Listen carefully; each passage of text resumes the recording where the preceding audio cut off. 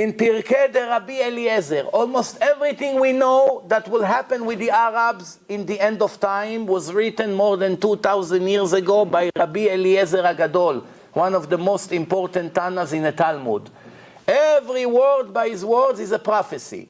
This is called Pirkei, chapters of Rabbi Eliezer. And this is what he writes.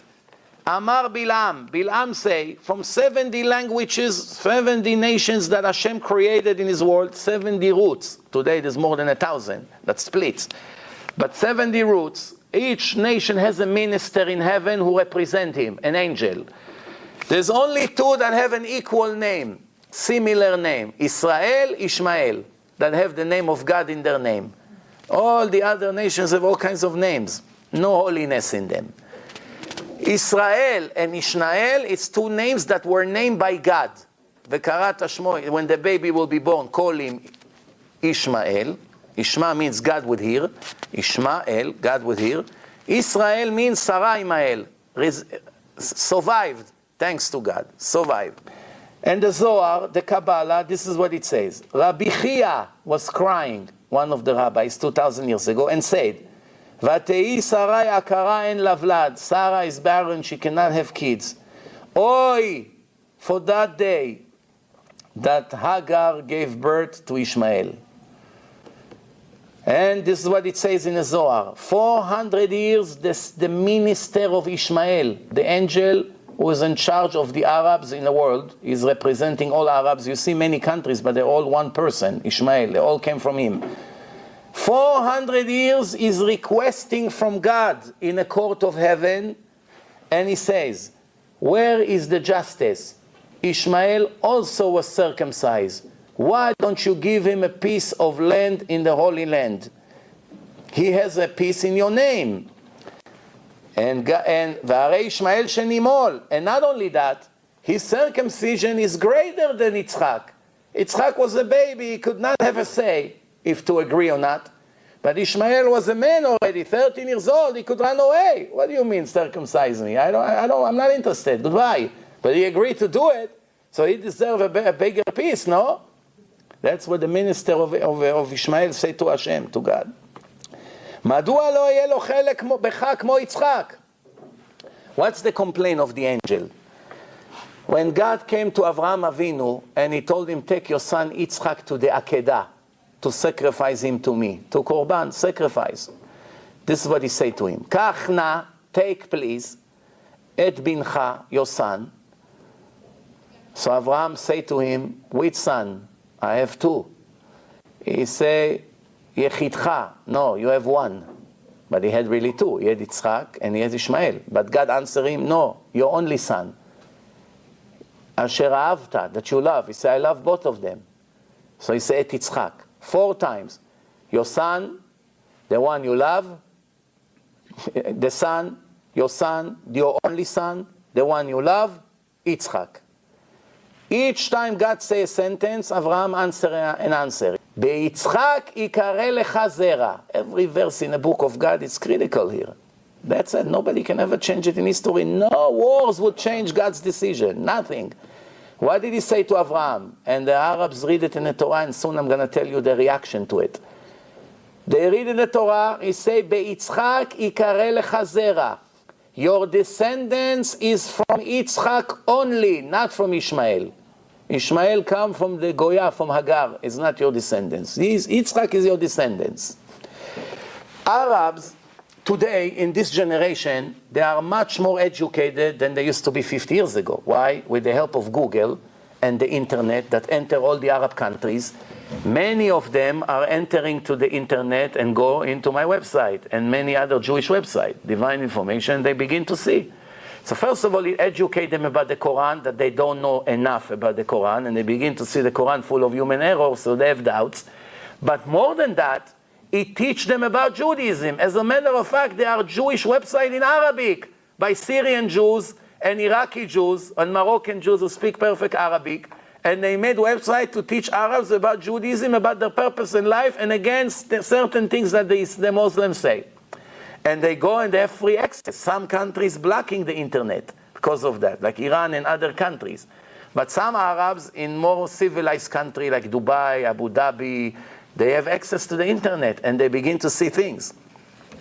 So they ask their teachers in school or in college in the Arab countries, I don't understand. In the Torah that we all believe in, that Muhammad says in the Quran that it's a holy book, and if we have questions in the Quran, we have to ask the Jews because they received the Torah before us. That's what it says. It says that God said to Abraham that his only son is Yitzchak, and he should take Yitzchak to bring him as a sacrifice, and it says in Ishmael is not good, but we are from Ishmael. So why we say that the Jews are not the chosen people anymore and we give them hard time? Some Arabs ask this question. So what's the answer? Who knows?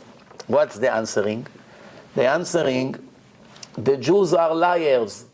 That's the same answer in every Arab country. The Jews are liars. They fake the Torah. They modify the Torah. It used to be Ishmael. God said to Abraham to take Ishmael to the Akedah, to the sacrifice. The Jews erased it and they made it Yitzchak.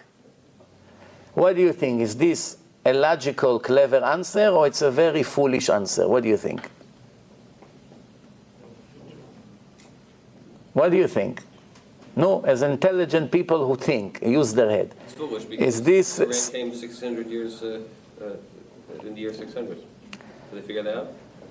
No, but we're not talking now about the Quran. We are talking now that the Arabs claim that the Jews changed the Torah. Why the claim is very, very foolish. Not only foolish, very stupid. Why? Why it's stupid? Who knows? When you say an answer, you have to think before. You don't want to make yourself look like a bigger fool, right? If your kid asks you a question and you just give him a stupid answer because you want to get rid of him, he may use it against you tomorrow. Use your head. But now they say the Torah is truth, but there's some parts in the Torah that the Jews change according to their convenience. So they fake some verses, they say. One of the verses the Jews fake, they claim, is switching the name Ishmael with Yitzchak. The answer is, the Quran started approximately 1300 years ago, and there's hundreds of different Qurans in the world with different texts. You go to Gaza, you go to Saudi Arabia, you go to Iran, you go to Russia, different Qurans. Minor changes or serious changes, but different versions. The New Testament, that is only 2,000 years old, more than 200,000 different texts. More than 200,000 different New Testaments, one different than the other. I said, even if God gave the Quran, even if he gave the New Testament, which we know 1,000,000,000% that is not no chance whatsoever, it's all human books. But even if he did, it's gone from the world. We will never find it. Where is the original copy? Where is the original copy? It's gone. Even if there was one original, since they made so many mistakes in copying, we will never know which one was divine. And the rule is, if one letter you erase from the Torah, one word, the Torah is not kosher. If it's divine, it's 100% perfect. One letter is missing, it's not divine. Finish, you modified it, that's it. It's not holy anymore. It's amazing. So therefore, any mistakes they made, automatically they lost, if they had. We know for sure they never got anything from God. But even if they did, it's gone. If the Arabs were right, what would we find today? Remember, there was no internet, no telephone, no communication. Jews were spread all over the world and had communities all over the world. And they were copied the Torah manually for more than 2,000 years with a feather. Until today we do it. We write it with a feather. We're not printing the Torah. So the Jews in Hong Kong, and the Jews in Syria, and the Jews in Yemen, and the Jews in Russia, they didn't have connections one with the other. There's no telephone call. How do you write this word? How do you write that word? So if one Jew decided to modify the Torah and change Yitzchak and Ishmael, we would have today at least two different Torahs in the world. One that say the story with Yitzchak, and one that say the story with Ishmael. Thousands of copies that say Yitzchak was the one, thousands of copies who say Ishmael is the one. Because you know how we write the Torah, one copy from the other. You go to your rabbi, you copy from him. He goes to the shul, you put the Torah, the sofer copy. So if one version, if I took the Torah now and changed it, and I go to some island, and all my children that I took with me, one day copy for me, and another one, and 2,000 years later, we're going to have 50,000 Torahs that say different version of the story. Did you ever find one different Torah that claimed that Ishmael was the tzaddik and Yitzchak was the wicked? Never. Not one time in history. How can you make such a foolish claim and you don't have one copy like this in the world to back it up? At least fake one. At least fake. If I was an Arab, and I know I want to lie because I don't know what to say to my students, so when they come and ask me this question, I say, give me a year. I'll come up with the answer. Right away, I would copy a Torah. I bring another people here, take 5,000, take 5,000, take 5, make the Torah, change. Every time you say Yitzchak, write Ishmael. Every time you say Ishmael, write Yitzchak. Copy many copies. Put one in Hong Kong, put one in Iran, put one in Syria. Make a lot of copies. Publish it in the internet. Oh, you see? There is one like this, one like that. It creates a doubt. But there's not even one copy like this in the world. Not one. Ever in the world.